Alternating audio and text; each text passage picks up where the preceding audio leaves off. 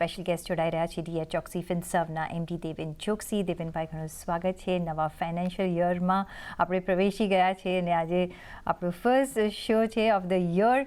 કઈ રીતના તમે જોશો માર્કેટને? અને આપણે જોયું કે નિફ્ટીએ નિયરલી 27%ના લાસ્ટ યરમાં રિટર્ન આપ્યા છે. હવે આપણે FY25માં આવી ગયા છે.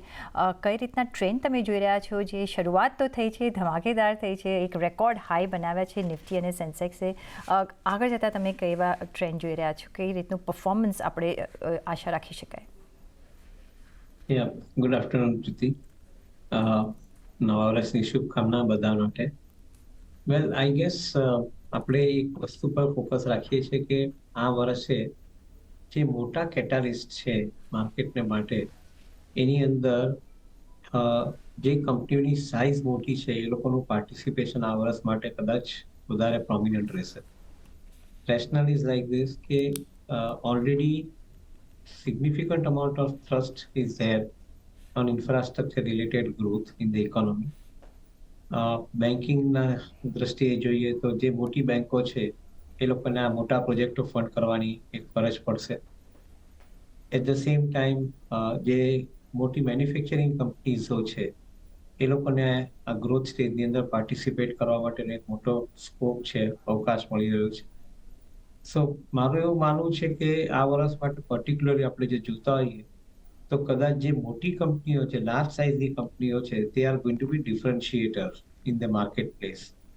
કારણ કે they will have relatively more amount of growth to talk about in the coming period.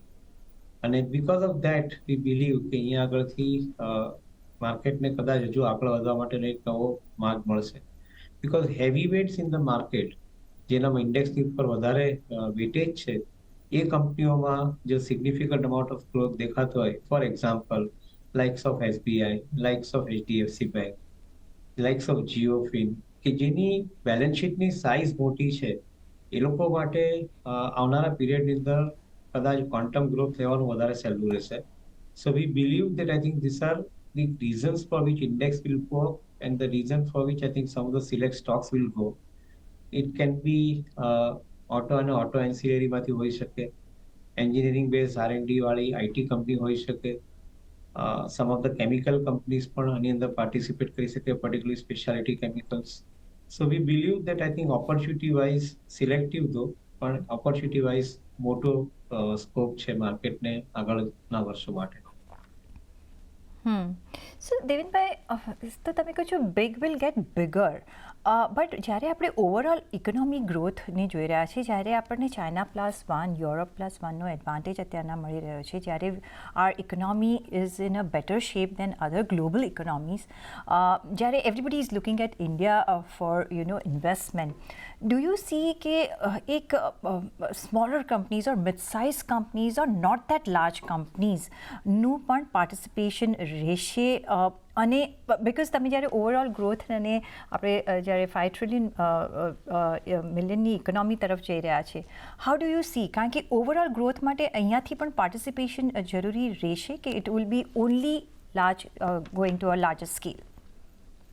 No, I think આપણે કન્ટેક્સમાં વાત કરી રહ્યા છે કે larger companies will have a larger role to play, અને એની સાથે સાથે જે મિડ અને સ્મોલ સાઇઝ કંપનીઓ છે એ લોકોને પણ એની સાથે એક રોલ રહેશે ચોક્કસપણે. પરંતુ આપણા માર્કેટની અંદર જે કરંટ મિડ અને સ્મોલ સાઇઝ કંપનીના વેલ્યુએશન છે એ કદાચ આવનારા 2 વર્ષને ડિસ્કાઉન્ટ કરી રહ્યા છે ઓલરેડી. એટલે કદાચ એનું માર્કેટમાં પાર્ટિસિપેશન ઓછું રહેશે, પરંતુ બિઝનેસની અંદર પાર્ટિસિપેશન ડેફિનેટલી વધારે રહેશે. So that is an important differentiation that one has to understand. કે સપોઝ આજે ઓટો કંપની હોય, OEM કંપનીઝ લાઈક મારુતિ હોય ફોર એક્ઝામ્પલ, તો મારુતિની બધી એન્સિલરીઓ છે એની પણ આની સાથે આગળ વધવાનો ડેફિનેટલી સ્કોપ છે. પરંતુ જે આના માર્કેટની અંદર જેના પ્રાઇસ ઓલરેડી સ્ટ્રેચ થઈ ચૂક્યા છે તે કદાચ થોડા મોડા મૂવ થશે, પરંતુ જે કંપનીની અંદર પ્રાઇસ અત્યારે તારીખમાં હજુ બી કમ્ફર્ટેબલ છે, they will grow along with companies like Maruti. That is an example that I'm trying to say. So that the differentiator should be understood properly. Got it. So valuation will be at a play here. That's what you are trying to say. Yes, I think those companies which are creating the value, they will get the valuation. Right. But the valuation કદાચ સમય કરતા વહેલા mature થઈ જાય તો કદાચ થોડો વખત માટે વેઇટિંગ પીરિયડ આવી શકે. એબ્સોલ્યુટલી. બીજો એક જે એરિયા છે જે સ્પેશિયલી આપણે ડિસ્કસ કરવું જોઈએ બિકોઝ હવે will begin the result season also in few days અને એ છે આઈટી સેક્ટર. હવે આપણે જોયું છે કે ઇન્ફોસિસના જે સમાચાર આવ્યા ઓફકોર્સ ઇટ્સ ઇન્કમટેક્સ રિફંડ આવ્યું છે, પણ જે રીતના હવે આ સ્પેસમાં તમે કઈ રીતના નજર રાખશો બિકોઝ હવે રિક્રુટમેન્ટ્સ વધી રહ્યા છે, maybe it's one of the nature કે એ પ્રોસેસ હવે આગળ જતાં ચાલુ રહે છે. જે રીતે ઇકોનોમી ઇમ્પ્રૂવ થઈ રહી છે, જે રીતે હવે રેટ કટ્સ આવશે ગ્લોબલ માર્કેટમાં ફેડ દ્વારા પણ આવશે, અને જે રીતે હવે એઆઈ જે રીતે આગળ વધી રહ્યું છે ને there is lot of work અને ડિજિટાઇઝેશન જ્યારે આપણે વાત કરી રહ્યા છીએ ડોમેસ્ટિકલી પણ કઈ રીતના તમે જોઈ રહ્યા છો, કયા કાઉન્ટર્સ તમને ગમશે? ટીસીએસ આપણે જોઈએ તો ઘણો ચાલી ચૂક્યો છે, ઇન્ફોસિસમાં શું તમે એક જોઈ રહ્યા છો? સાથે જ જો એઆઈ રિલેટેડ હોય તો ડિક્સન ટેકનોલોજીસ કે ટાટા એલેક્સી જેવા, કઈ રીતના આપણે બાયફર્કેટ કરીને કયા કાઉન્ટર્સ પર તમે વધારે બુલિશ રહેશો? અને ઓફકોર્સ ગાઈડન્સ પર આપણું હવે આ વખતે નજર રહેશે કે કઈ રીતના જે ફોર્થ ક્વાર્ટરના નંબર્સ આવે છે એના પર પણ એક નજર રાખવી જોઈશે, રાઈટ? જે મોટી આઈટી કંપનીઓ, જે ફ્રન્ટલાઈન આઈટી કંપનીઓ છે, એ લોકો માટે એ લોકોના લાર્જર કસ્ટમર્સ એ લોકોના ફોકસ એરિયા છે. વેરેઝ મિડ ટિયર આઈટી કંપનીઝ છે એ લોકોની અંદર એ લોકોના મિડ સેગમેન્ટ ઓફ કસ્ટમર્સ એ લોકોનો ફોકસ એરિયા છે. એન્જિનિયરિંગ આર&ડી સ્પેસ આઈટી કંપનીની અંદર કદાચ વધારે પ્રોમિનન્ટ રહેશે એવું અમારું માનવું છે. પછી એલટીટીએસ હોય કે એલટીઆઈએમ હોય, અધરવાઇઝ સાયન્ટ ટેકનોલોજી છે, કેપીઆઈટી છે, ટાટા એલેક્સી છે, those kind of companies have their niche in different verticals કે જ્યાં આગળ એ લોકો પોતાનો બિઝનેસ અથવા કારોબાર જે છે એ મિડ ટિયર કંપનીઓ સાથે કનેક્ટેડ રહી અને આઈ થિંક સિસ્ટમેટિકલી ગ્રો કરી રહ્યા છે. સો એમાં લોકોને માટે ગ્રોથની ઓપોર્ચ્યુનિટી મોટી દેખાઈ રહી છે. અમારે એવું માનવું છે કે આઈટી સેગમેન્ટની અંદર જે ફ્રન્ટલાઈન કંપનીઓ છે એ કદાચ 10-15% રેટ ઓફ ગ્રોથમાં ગ્રોથ હશે. તો મિડ ટિયર આઈટી કંપનીઓ છે એ કદાચ લગભગ 15-25% રેટ ઓફ ગ્રોથની વચ્ચે ગ્રોથ હશે. So we definitely want to stay focus on some of the companies. Having said that, જ્યાં વેલ્યુએશન કદાચ વધારે સ્ટ્રેચ થઈ ગયા છે એ વેલ્યુએશનમાં થોડુંક ધ્યાન રાખવું પડશે, કારણ કે માર્કેટ જરા બી રિઝલ્ટની અંદર કદાચ ઓછું રિઝલ્ટ આવે અથવા કદાચ બિલો એક્સપેક્ટેશન રિઝલ્ટ આવે તો એ કંપનીને પનિશ કરતા માર્કેટ અચકાશે નહીં, કારણ કે એના વેલ્યુએશન સ્ટ્રેચ હશે. સો આ પોઈન્ટ પર ધ્યાન રાખી ઇન્વેસ્ટમેન્ટ કરવાનો પ્રોગ્રામ આ વર્ષે આઈ થિંક અમે લોકો વધારે પુટઅપ કરી રહ્યા છે અમારા પોર્ટફોલિયોઝ. યુ ડીડ મેન્શન ઓટો અને ઓટો એન્સિલરી કે ત્યાં એક ફોકસ રાખવું જોઈએ, અને આપણે જેમ જોયું કે જો લાસ્ટ યરના આપણે જે નંબર્સ જોઈએ તો એમાં બજાજ ઓટો એક સારું એવું પરફોર્મન્સ આપ્યું ને 4000 પ્લસ પર આપણે જતા જોયું. સાથે જ જે બીજો એક કાઉન્ટર આપણે નજર કરીએ તો હીરો મોટોનું એક સારું પરફોર્મન્સ રહ્યું છે, અને એટલે બેઝિકલી ટુ વ્હીલર્સમાં આપણે હવે અપસ્વિંગ જોઈ રહ્યા છીએ અને આગળ જતાં એમાં વધારો થઈ શકે છે. Four wheelers are any which ways doing good, પણ ટ્રેક્ટર્સમાં હજી એટલી સ્પીડ નથી પકડાઈ. કઈ રીતના તમે ઓટો મેન્યુફેક્ચરિંગ કંપનીઝને જોઈ રહ્યા છો અને ઓટો એન્સિલરી જ્યાં વધારે બાઝ બનેલો છે, કયા વર્ટિકલ્સ કે કયા સેગમેન્ટ પર તમે અહીંયા ધ્યાન રાખશો? સો ઓઈએમ સેગમેન્ટની અંદર બજાજ ઓટો જેવી કંપની છે જેની પાસે આ વર્ષે લગભગ 12 નવા ઓર્ડર લોન્ચ થવાના છે. they will remain very active in the market undoubtedly. કારણ કે જે ડિફરન્શિએટર છે is going to be the CNG vehicle which they are launching. તે કદાચ એ માર્કેટને માટે બી પ્રોફિટેબલ રહેશે અને કંપની માટે પણ વધારે પ્રોફિટેબલ રહેશે એવું આપણે માનીને ચાલીએ છીએ. સિમિલરલી કમર્શિયલ વ્હીકલ સેગમેન્ટની અંદર ટાટા મોટર્સ, અશોક લેલેન્ડ જેવી કંપનીઓને એક તરફ ડિફેન્સના મોટા ઓર્ડર મળે છે, બીજી તરફ સ્ક્રેપેજ પોલિસીને કારણે જે કમર્શિયલ વ્હીકલ લોજિસ્ટિક્સની અંદર વપરાય છે એને માટેના ઓર્ડર્સ મોટા મળી રહ્યા છે. ત્રીજી તરફ ટ્રાન્સપોર્ટેશન પેસેન્જર વ્હીકલની મોબિલિટી માટે જે બસીસના ઓર્ડર્સ મોટા મળી રહ્યા છે. અને on the top of it, I think the companies are making breakthrough in the green vehicles, which is largely either the hydrogen powered or even electric powered vehicles. Any other companies are making breakthrough. So those breakthroughs are likely to generate additional demand for the company. અમારું પોતાને કેવું માનવું છે કે passenger vehicle business, કારનો જે business છે એની અંદર likes of Maruti, likes of Toyota, though it's not listed, I think are going to be slightly more favorably placed. Of course, Hyundai is coming up with an IPO and Ola is also coming up with an IPO. So definitely નવા player add થવાને કારણે થોડાક પૈસા લોકો બીજા player માંથી એટલે બીજી OEM માંથી કદાચ શિફ્ટ કરી શકાય પોર્ટફોલિયો થોડો ઘણો એ થવાની શક્યતા છે. So that is where probably I think will keep our eyes on. અને એવું દેખાય છે અહીંયા આગળથી કે આ OEMs are likely to perform better going forward. સાથે સાથે એન્સિલરીઝ કંપનીઝમાં પણ આઈ થિંક જે કંપનીની પાસે એક સિસ્ટમેટિક એપ્રોચ છે ઇલેક્ટ્રિક વ્હીકલ અને IC વ્હીકલને કેટર કરવા માટેનો, અને the way in which they are adding their kit value for customer, એ કંપનીઓને માટે કદાચ થોડોક ટાઈમ વધારે સુરક્ષિત રહેશે, બેટર રહેશે એવું અમે માનીએ છીએ. ઓફકોર્સ આઈ થિંક જો વેલ્યુએશન સમય કરતાં વહેલા જશે તમારો એક કોશિયસ એપ્રોચ રહેશે કે કદાચ માર્કેટ એને રિવોર્ડ નહીં કરે, એક્સપેન્સિવ વેલ્યુએશનને કદાચ ટાઈમિંગ માર્કેટ રિવોર્ડ નહીં કરે. એ ધ્યાનમાં રાખીને ઇન્વેસ્ટમેન્ટ માટે I think we'll have to buy the companies when they are available at a price valuation which is attractive. That brings me to the next segment, અને એ છે defence sector અને railways. હવે આપણે જોઈએ લાઈક HAL ફેન્ટેસ્ટિક પરફોર્મન્સ રહ્યું છે last યરમાં, અને અત્યારના આપણે જોઈએ તો just orders are just pouring in and it's no stoppage there. કઈ રીતના તમે જોઈ રહ્યા છો ડિફેન્સ એઝ અ સેક્ટર અને રેલવેઝ?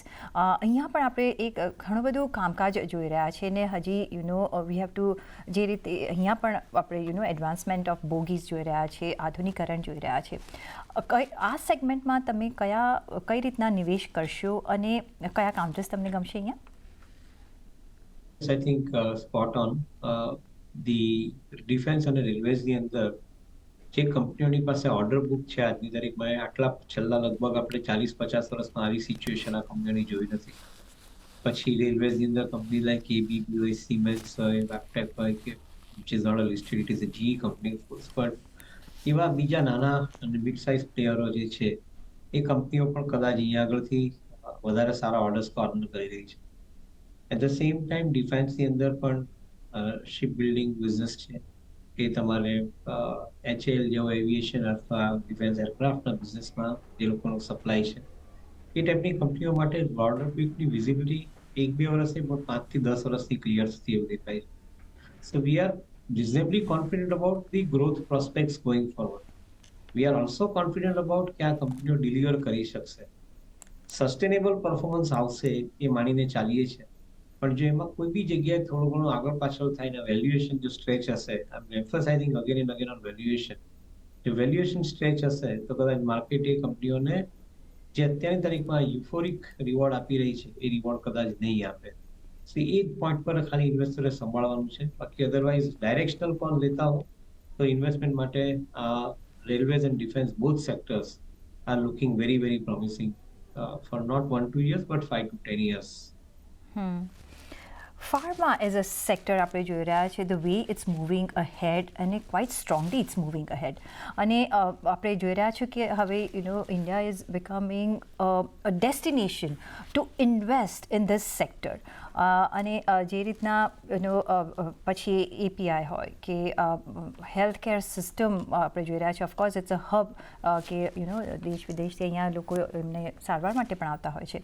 કઈ રીતના તમે જોઈ રહ્યા છો આ એક સસ્ટેનેબલ ગ્રોથ પાથ પર હવે ચાલી રહ્યું છે કે ચાલી શકે છે આગળ જતાં, એમ કહી શકાય? Medical tourism is one sector which is definitely going to get the maximum advantage because of few things. On one side, India is putting significant amount of thrust. નવી ફેસિલિટીઝ ઊભી થઈ રહી છે, નવી એમ્સ હોસ્પિટલ્સ ઊભી થઈ રહી છે.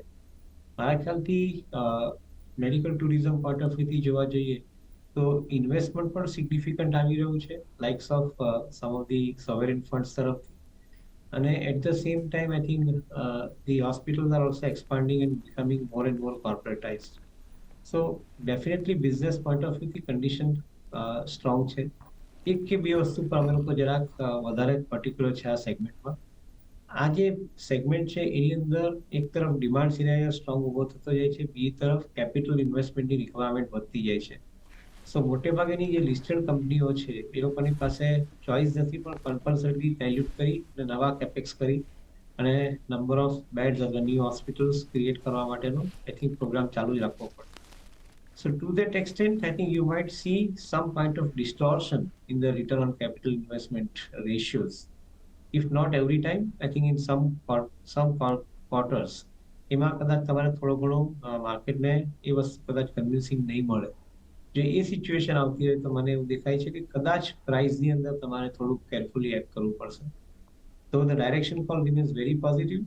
આઈ think one will have to buy with the price, તો કદાચ એડવાન્ટેજ વધારે બેટર મળશે. દેન ભાઈ કન્ઝ્યુમર સ્પેન્ડિંગ આ એક ઇમ્પોર્ટન્ટ રોલ પ્લે કરતો હોય છે ઇકોનોમીમાં, અને આગળ જતાં જો સ્પેન્ડિંગ વચ્ચે અને જે રીતના વધી રહ્યું છે આપણે જોઈ રહ્યા છીએ, પણ એમાં પણ એક ઇન્ટરેસ્ટિંગ સિચ્યુએશન આપણે જે જોઈ રહ્યા છે એ છે કે ફૂડ પર એટલું બધું સ્પેન્ડિંગ નથી થતું, પણ જે રૂરલ ઝોનમાંથી કે આપણે જોઈએ કે અર્બન મિડલ ક્લાસથી જોઈએ તો મોબાઈલ ફોન્સ પર વધારે ખર્ચો થઈ રહ્યો છે રાધર દેન ફૂડ.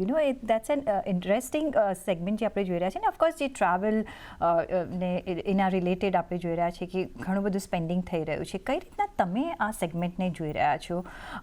શું કઈ રીતના આપણે જો રોકાણ કરવું હોય તો કઈ રીતના આપણે અહીંયા સિલેક્ટ કરવું જોઈએ?